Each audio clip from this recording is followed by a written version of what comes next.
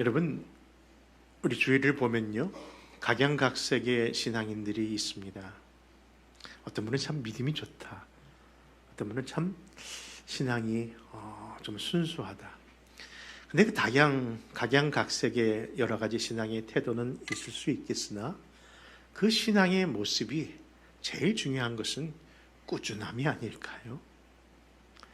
그래서 에베소 교회 같은 귀한 메시지가 교회를 향한 하나님의 음성이었는데 불구하고 마지막 부탁의 말씀은 끝까지 하나님을 사랑하는 자, 변함없이 그리스도를 섬기는 자에게 복이 있다고 하는 것을 보면요, 신앙은 정말 마지막까지 변치 아니하는 온전함이 중요하다는 것을 보게 됩니다.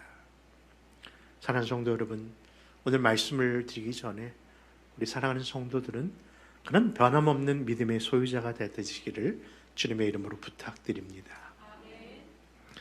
여러분, 신앙인의 참모습이 언제 드러나는가, 그 질문도 해볼 때에 대부분 그 모습은요, 좋을 때, 기쁠 때는 모르겠더라고요. 그래서 지난번에도 말씀드린 것처럼 권사님들이 그렇게도 총각집사, 처녀집사는 함부로 세우는 게 아니라고 그렇게 얘기했던 것도 산전수전, 무슨 전?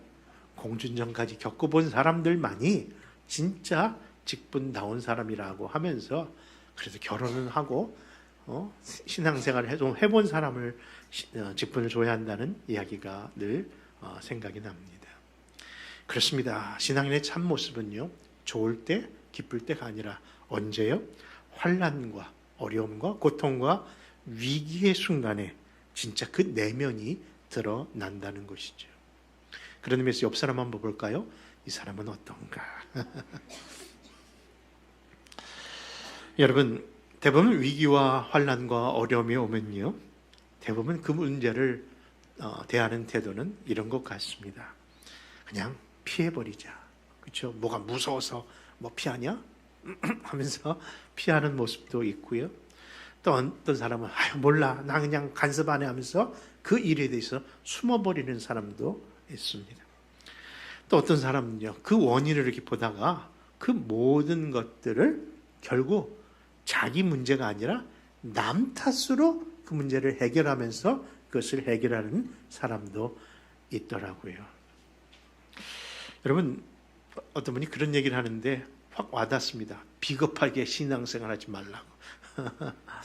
여러분, 정말 우리가 사나이답게 믿음의 백성답게 신앙생활을 해야 되는데 비겁하게 숨거나 또 숨기거나 또 외면하는 것, 그리고 남 탓하는 것, 다른 위기를 당한 자의 태도는 아닐 겁니다. 그런데 이런 모습이요, 대부분의 교회에서 일어나는 거예요. 아니, 대부분 우리 안에 겪게 되는 문제입니다. 왜일까요? 그것은 바로 최초의 인류의 조상이었던 아담과 하와가 그 최초의 위기 상황에 그것을 그렇게 행했기 때문에 그것 보고 하는 것 같습니다. 보십시오. 하나님의 말씀에 불순종하고 그들이 취한 행동은 그렇습니다. 하나님의 얼굴을 피하여, 그렇죠? 피했고 나무 뒤에 숨었고, 숨었을 뿐만 아니라 하나님 앞에 지적당하는 순간에 다 누구 탓 돌렸어요? 그렇죠? 남 탓 돌리더라고요. 여러분, 아담은 하와 탓을 돌렸고 하와는 뱀 탓 돌렸습니다. 결국은 누구 탓한 겁니까? 하나님이 지으신, 하나님이 보내신, 결국 하나님 탓하더라고요. 여러분, 대부분의 이런 모습들이 우리의 모습일 겁니다. 외면하거나 남 탓하는 것 말입니다. 그런데 이제 정말 우리가 그 죄로 인해서 죽어야 될 인생일진데, 그럼에도 불구하고 그 사망의 길에서 생명의 길로 이제는 돌이킴을 받은 백성이라면요, 이런 위기와 환난 가운데 우리의 삶의 태도가 이제는 변해야 되는 건 아닐까요? 과거에는 우리도 그렇게 그냥 숨고 외면하고 남 탓하고 했다 할지라도 이제는 우리가 하나님의 자녀로서 하나님의 백성으로 이제는 다른 삶의 태도를 취해야 할 것입니다. 그것은 어떻게 하는 것이 위기의 순간에, 환난의 순간에 우리가 대처하는 바른 태도일까요? 바로 그 질문에 대하여 답을 해주는 것이 오늘 시편 20편입니다. 여러분, 결론적인 말씀을 드린다면요, 여러분, 위기의 순간입니까? 어려운 순간입니까? 환난의 시기입니까? 이때야말로 더욱 하나님을 의지합시다. 지난주에 그 말씀 마지막에 드렸는데 들어놓고 계속 울림이 있다는 얘기를 들었습니다. 무엇이 최선입니까? 여러분, 세상 사람들은 늘 우리 안에 최선을 다 안 했기 때문에 네가 이렇게 사는 거야 라고 이렇게 면박을 주면서 최선이라는 단어를 쓰고 있지만, 우리에게 최선은 무엇이 최선이다? 그렇죠? 내가 할 수 있는 것, 내가 할 수 없어서 하나님 앞에 하나님을 구하는 것이 아니라 늘 누구를 바라보고 사는 삶? 하나님을 바라보는 삶. 결국 하나님께 도움을 구하는 자가 진정한 최선을 다하는 자다. 여러분, 믿으시면 오늘도 아멘 하시기 바랍니다. 모든 위기 가운데 반드시 승리를 보장하신 그분을 바라보고 따르는 것이 우리에게 허락하신 최선의 삶인 것이죠. 여러분, 세상에서는요, 이 위기도요, 기회라는 얘기들을 많이 하더라고요. 삼성의 기업이 갑자기 이렇게 크게 된 것, 여러분들 지금 10여 년 전 이야기지만요, 애플이 삼성을 고소하면서 일어난 사건이었습니다. 왜냐하면 애플이 우리가 얘기하는 이 스마트폰이라는 특별한 그것을 만들면서 그 모든 핸드폰이 바로 그런 애플식의 형식으로 따라가면서 그것을 삼성도 폰을 만들었는데, 그것이 바로 애플 회사로 고소를 당하게 된 거죠. 카피라이트에 걸린 거죠. 너희들 우리 모방했다라고.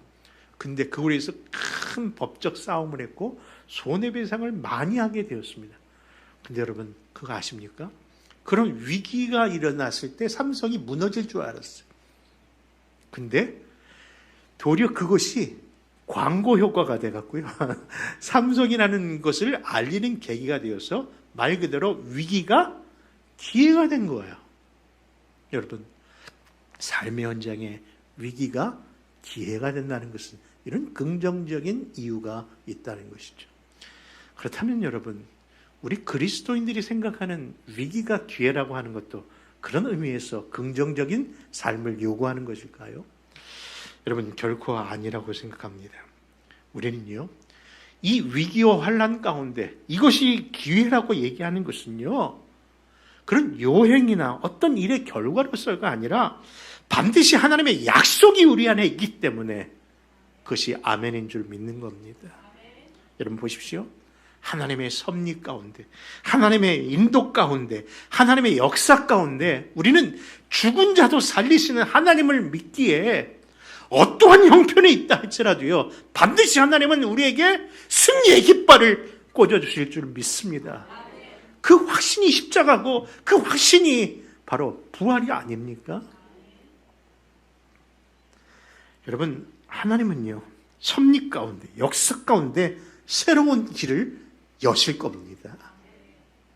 심지어는 그 여시는 가운데 하나님의 영광 받는 하나님의 일만 나타나는 것이 아니라 그 과정 속에 우리가 여전히 주의 시온의 백성의 대로에 올라만 있다면요, 결국 그 길이 시온으로 가는 길뿐만 아니라 그 길 속에서 만나는 우리의 모든 삶의 체험들이 결국은 나라는 존재를 성숙하게 하는 훈련의 장도될 줄 믿는 겁니다.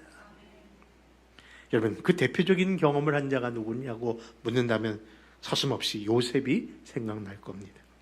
그는 분명 형들의 시기와 질투로 인해서 애굽이라는 그 곳에 노예로 팔려갔지만, 그곳에서 살아나는 길은 유일한 길은 그냥 사는 것뿐일 텐데, 그곳에서도 모함을 받아 감옥까지 내려가는 연속적 위기를 경험하게 됩니다.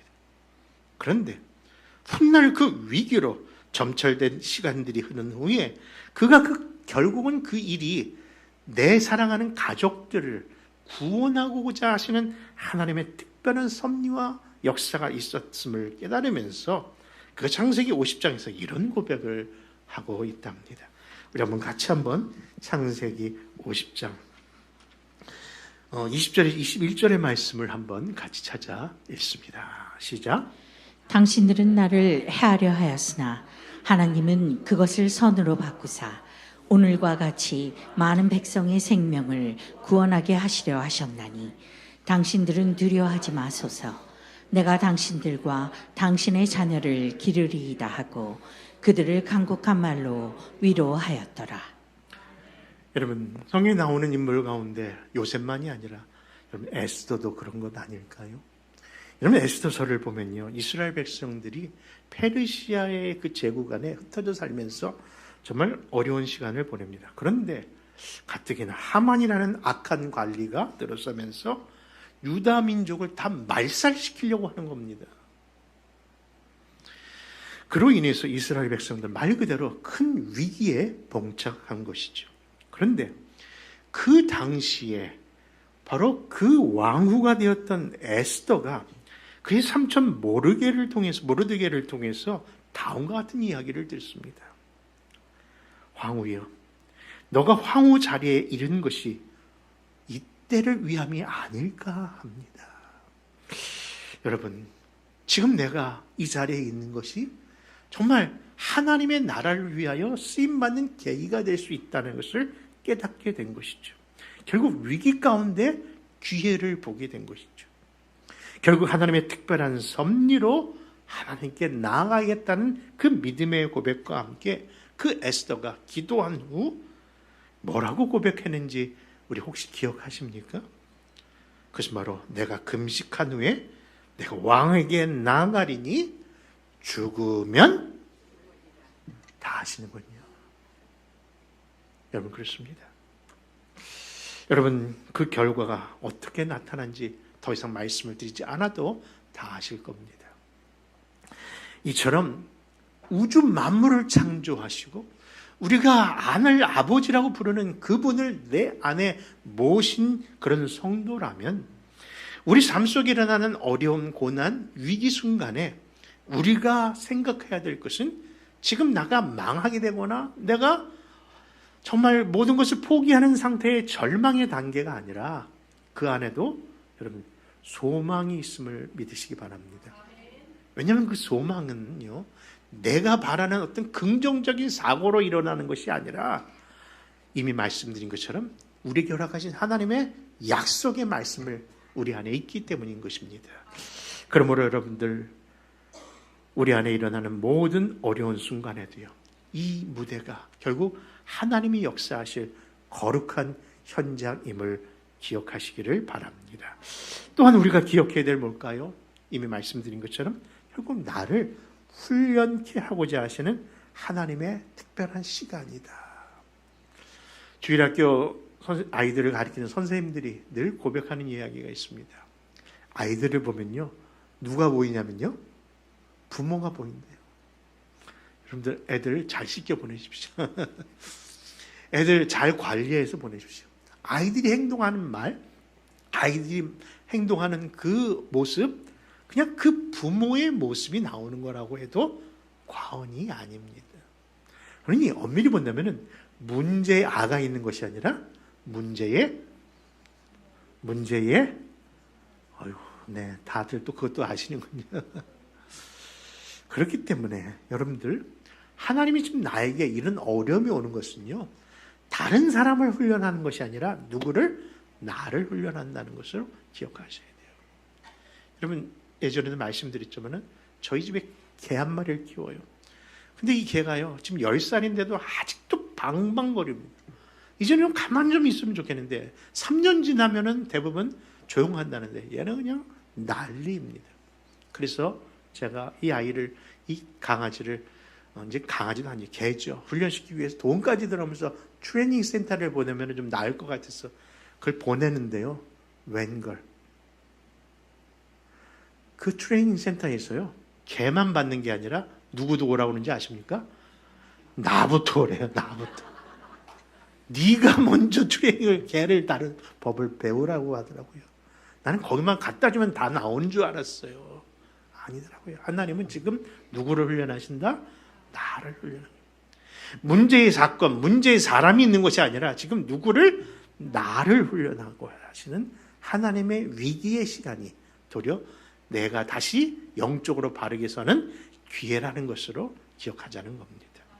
그 말씀이 야고보서 1장에서 이렇게 얘기합니다. 야고보서 1장 2절에서 4절 말씀 같이 찾아 있습니다. 시작. 내 형제들아 너희가 여러 가지 시험을 당하거든 온전히 기쁘게 여기라. 이는 너희 믿음의 시련이 인내를 만들어내는 줄 너희가 알미라. 인내를 온전히 이루라. 이는 너희로 온전하고 구비하여 조금도 부족함이 없게 하려 함이라. 여러분, 이 시편 20편 역시 다윗의 군대가 아람과의 위급한 전쟁을 앞두고 그 위기 속에 취한 태도가 무엇인가를 보여주는 말씀입니다. 그러면 전쟁 같은 인생길에서 우리 그리스도인들이 해야 할 바가 무엇인가를 말씀하는 것이 오늘 저도 여러분들에게 드리는 말씀의 교훈입니다. 첫째, 그 교훈은요, 우리 모두 마음을 합하여 하나님의 이름을 부르는 참 기도자, 참 예배자가 되시기를 먼저 부탁드립니다. 그 말씀 생각하시면서 오늘 본문 1절에 3절 다시 한번 읽습니다. 시작. 환난 날에 여호와께서 내게 응답하시고 야곱의 하나님의 이름이 너를 높이 드시며 성소에서 너를 도와주시고 시온에서 너를 붙드시며 내 모든 소재를 기억하시며 내 번제를 받아주시기를 원하노라. 여러분, 이 시편의 이 시편 20편의 그 표제를 보면 다윗의 시 인도자를 따라 부르는 노래라고 되어 있으면서 아주 단호하게 다윗의 개인적인 시라고 표현하고 있습니다. 그런데 이 다윗의 시인데 불구하고 이 인칭을 보면요, 내가 얘기하는 것이 아니라 1인칭이 아니라 2인칭으로 표현하고 있어요. 여러분, 좀 거리를 두고 그것을 다른 사람을 바라보는 것처럼 이야기합니다. 그렇죠? 환난 날에 여호와께서 너에게 응답하신다. 내게 응답하신다. 하나님이 너를 높이 드신다. 지금 나를 높여야 되고 내가 하나님께 부르짖어야 되는데 중심이 인칭이 나가 아니라 다른 사람으로 2인칭으로 표현합니다. 그것은 바로 하나님께서 지금 개인의 문제를 해결해 주실 뿐만 아니라 공동체 안에 있는 다수의 하나님이신 것을 이야기하는 거예요. 그래서 다시 말해서 이 하나님의 약속이, 이 승리가 개인의 승만이 아니라 공동체 전체의 승리임을 알게 하고 함께 노래하고 찬양하자고 이야기하는 겁니다. 여러분, 분명히 하나님은 개인의 하나님입니다. 우리의 구원은 개인으로 받습니다. 그런데 불구하고 하나님이 특별히 섭리하시는 특별한 공동체 두 개가 있는데, 하나는 우리의 허락하신 가정이고요, 또 하나는 교회입니다. 아니, 주 예수를 믿어라 하는데 그러면 그 믿는 그 사람만 구원해야 되는데 이 구원이 개인 구원인데도 불구하고 너와 내 집이 구원을 얻으리라고 할 정도로 하나님의 가정을 바라보는 그 시선이 다르다는 겁니다. 또 하나의 공동체가 있습니다. 뭡니까? 바로 교회입니다. 근데 가정이나 교회나 똑같이 그것을 창조하신 분이 같은 하나님이시고요, 그 하나님이 주도 되신 분도 또 같은 분이시고요, 또 그 백성을 자기 자녀라고 부르시는 거 보면은 이 교회와 가정은 늘 하나인 것이죠. 그래서 재미있는 것은요, 부부 싸움을 하면은 꼭 뭐라고 반응한다고요? 나 이제 교회? 아니, 지들이 싸워놓고서 왜 교회를 왜 들썩거리는 거예요? 뭔 말만 하면 교회예요, 교회. 여러분, 왜? 교회와 가정은 하나이기 때문에. 그들이 인정을 하든 안 하든. 여러분, 이와 같이 개인의 신앙과 공동체의 신앙은요, 교회라고 하는 특별한 관계 속에 있다는 것이죠. 그래서 하나님은요, 개인의 기도들 들으시면은 개인의 가운데 가정, 그리고 개인 가운데 공동체인 교회를 통해서 기도하는 것을 더 집중하십니다. 그래서 심지어는 마태복음 18장에 보면요, 두 사람이 이 땅에서 뭐 할 때? 합심하여 기도할 때. 성경 것을 두세 사람이 내 이름을 모인 곳이라고 표현하고 있는데, 그때 뭐예요? 하나님이 그들 중에 함께 하신다는 보장까지 하고 계시다는 것이죠. 여러분, 저희 본교회가 지난 몇 달 동안요, 교회 기도 제목으로 올라온 기도 제목을 보면은 정말 크고 작은 기도 제목이 정말 많이들 올라왔어요.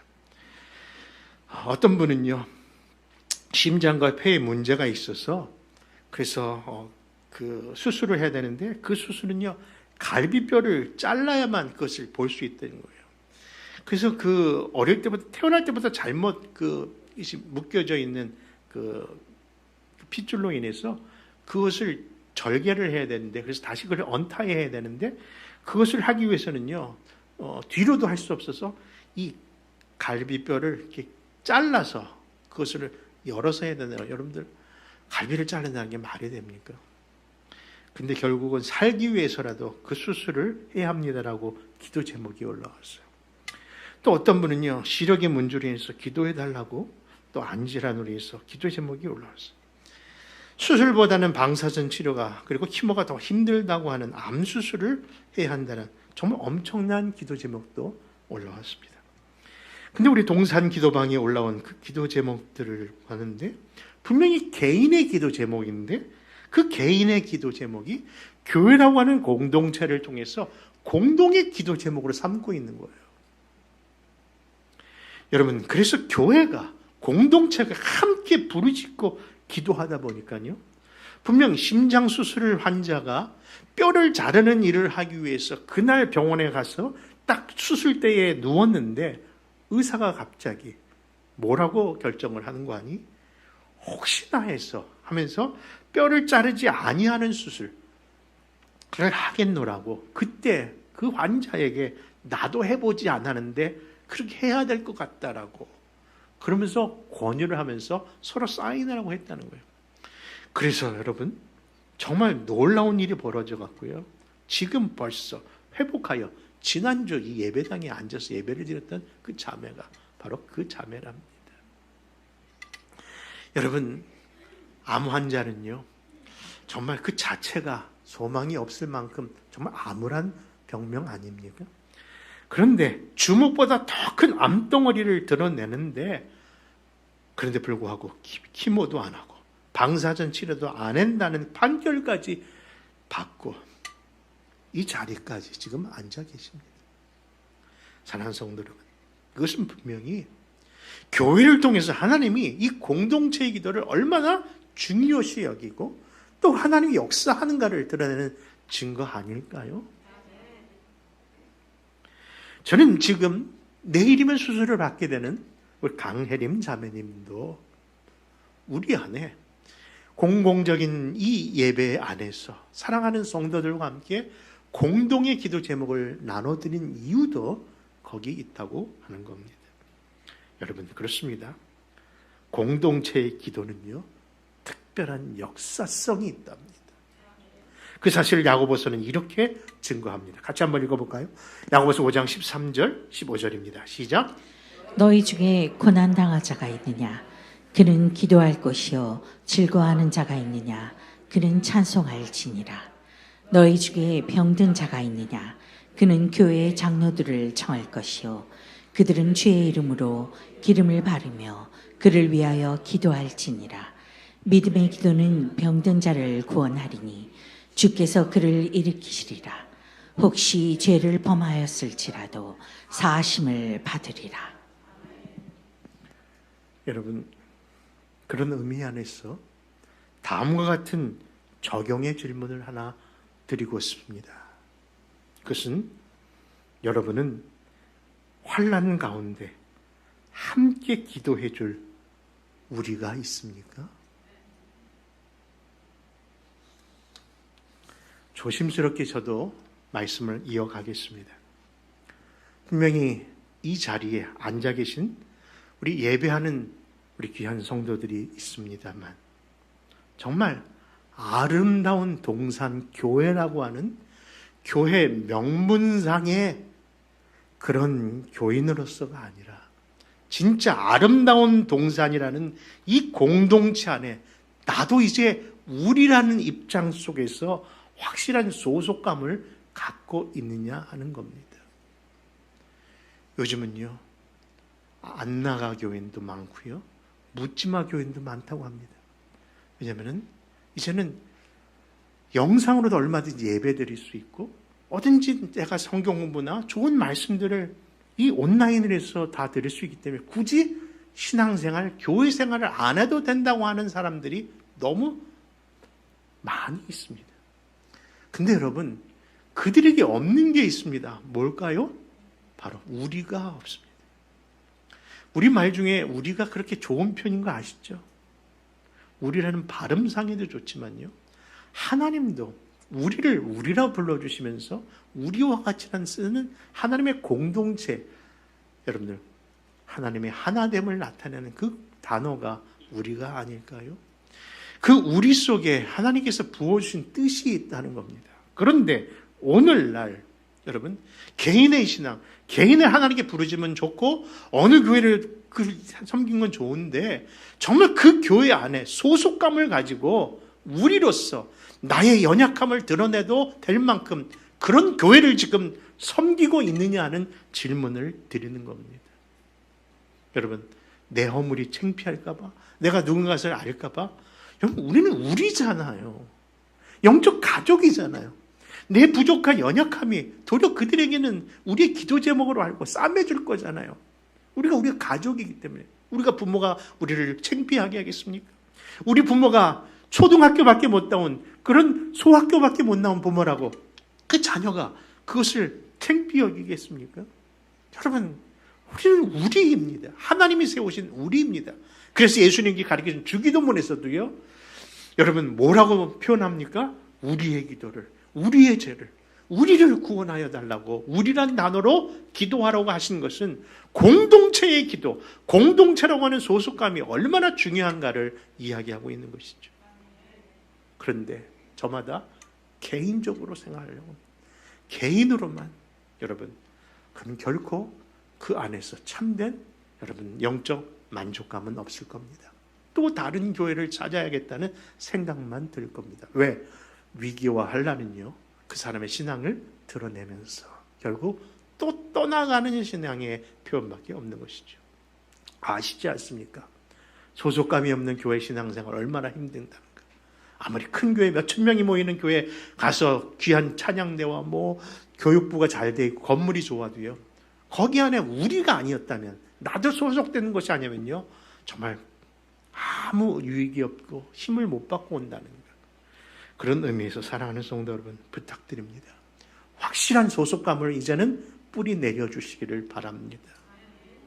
그래야만 내 마음의 소원대로 허락하시고 내 모든 계획대로 이루어 주신다는 말씀이 4절의 말씀으로 이어지기 때문입니다.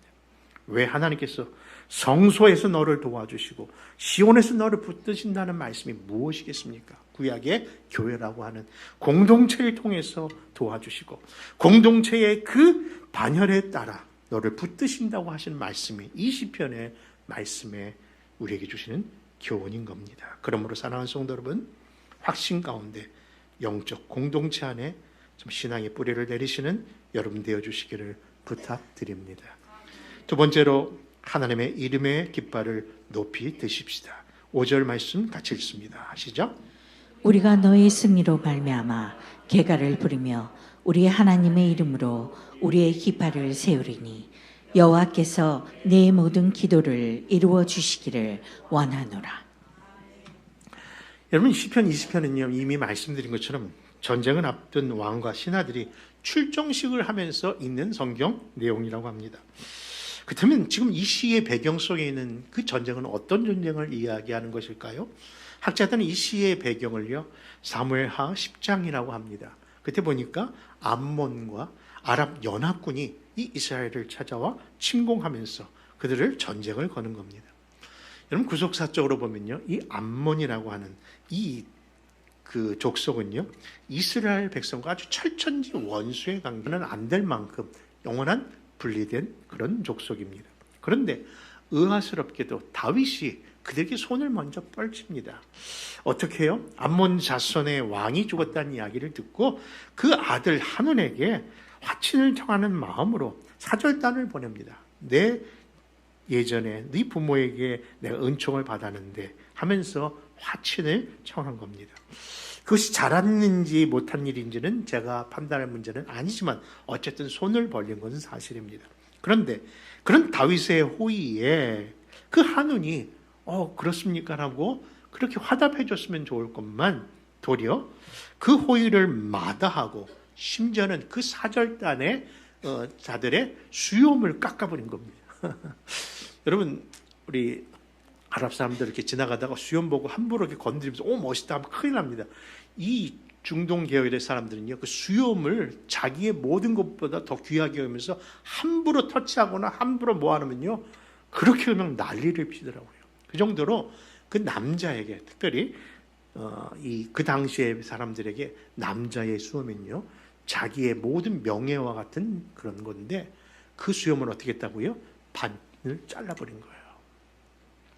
그뿐입니까? 의복을 상하게 하면서요, 그 엉덩이가 드러날 만큼 조롱과 수치를 그 사절단에게 행합니다. 근데 여러분, 그 조롱과 수치가 지금 사절단에게 향한 겁니까? 더 나아가 누구에게 한 겁니까? 다윗에게 한 거죠. 이스라엘 백성에게 한 거죠.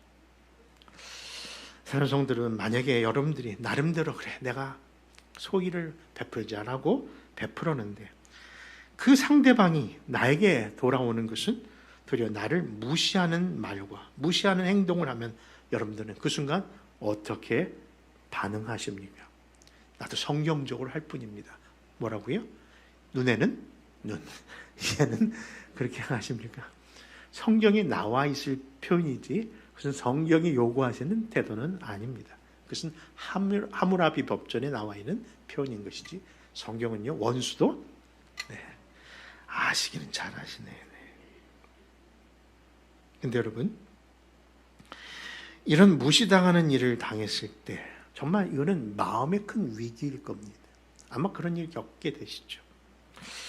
그런데 다윗은요, 그 순간 전쟁을 선포하거나 자기의 마음을 잃어버린 것이 아니라 도리어 더 침착하는 마음의 태도를 갖고, 그 마음을 가졌던 그 태도가 다른 데서 온 것이 아니라 하나님께 기도하며 하나님께 그 사실을 아뢰며 그리고 하나님이 주신 말씀을 묵상하면서 자기의 마음을 다듬더라는 거예요. 그러면 그것이 바로 오늘 본문 6절입니다. 6절 한번 말씀을 한번 읽어볼까요? 시작. 여호와께서 자기에게 기름 부음 받은 자를 구원하시는 줄 이제 내가 아노니 그의 오른손에 구원하는 힘으로 그의 거룩한 하늘에서 그에게 응답하시리로다. 여러분, 시편이 예수 그리스도를 증거한다는 신약의 말씀을 기억하신다면요, 성경은 어디를 찔러도 뭐가 나온다? 예수의 피가 나오기 때문에 이 6절에서도 결국 예수 그리스도를 바라보는 모습이라는 거예요. 그 기름 부음 받은 자, 구원자, 그 바로 예수 그리스도십니다. 결국 다윗이 자기의 그 평정심을 잃어버릴 만큼 마음의 상처의 순간에 누구를 바라본 겁니까? 예수님을 바라보고. 여러분, 삶의 현장에 보니까 나를 자꾸 묵상하면요, 결국 치밀어 오는 건 화뿐이에요. 다른 사람을 계속 바라보면요, 우리가 느는 것은요, 실망감뿐이에요. 여러분, 물질을 묵상하렵니까? 여러분, 또 여러분들이 세상의 어떤 자랑을 여러분 앞에 품겠습니까? 우리가 바라보고 품어야 할 분은요, 기름 부름 받으신 바로 구원자이신 예수 그리스도인 줄 믿습니다. 여러분, 근데 그분이 어떤 분일까요? 아까 우리가 찬송가 304장을 불러보니까 예수님은 크신 하나님이라는 것, 여러분, 크신 분이라는 것 아시는데, 여러분, 예수님은 하나님은 크신 분뿐이 아니라 지극히 작은 분이기도 하십니다. 왜요? 우주보다 크신 그 하나님이 그 좁디 좁은 우리 안에, 내 안에 거하실 만큼 작아지셨다니까요. 믿으십니까? 근데 안타까운 것은요, 그분이 좌정하시는 내 마음이 어떤 마음의 상태예요? 이런 표현을 해도 되는지 모르겠지만은 제 얘기를 하는 겁니다. 밴댕이 소갈딱지만큼 그런 마음을 갖고 있는 내 안에도 누가 계시다? 예수님이 거하고 계시다는 걸 생각할 때에 왜 우리 안에 일어나는 모든 일에 그렇게 옛사람처럼 반응하고 있는가 창피하지 않을까요? 어른이 우리 집안에 계실 때는요, 부부싸움도 조심히 하더라고요. 그렇죠? 부모가 있으면 자녀들도 조용히 반응을 하더라고요. 근데 그 크신 하나님이 내 안에 계시는데 어떻게 우리가 할 말 못할 말, 그렇게 막말까지 할 수 있습니까? 우리가 해야 될 태도가 그렇게 되겠습니까? 이것이 바로 진정한 전능자의 모습을 따르는 그분을 모신 자의 삶은 아닐 겁니다. 그런 의미 안에서 사랑하는 성도 여러분, 우리가 정말 묵상하고 바라봐야 될 분은 오직 예수 그리스도 하나님인 줄 믿습니다. 여러분, 지난 100여 년간 베스트셀러로 알려져 있는 찰스 쉘던의 책 What Would Jesus Do? 한국말 번역에는 이렇게 되어 있습니다. 예수님이라면 어떻게 하셨을까? 여러분, 그것이 바로 우리의 영적 삶의 태도입니다. 우리가 전쟁과 같은 어려움과 위기의 순간 속에서도요, 예수님이라면은, 아니 예수님이 내 안에 계신 자라면 나는 이제 어떻게 말해야 되고 행동해야 되겠는가?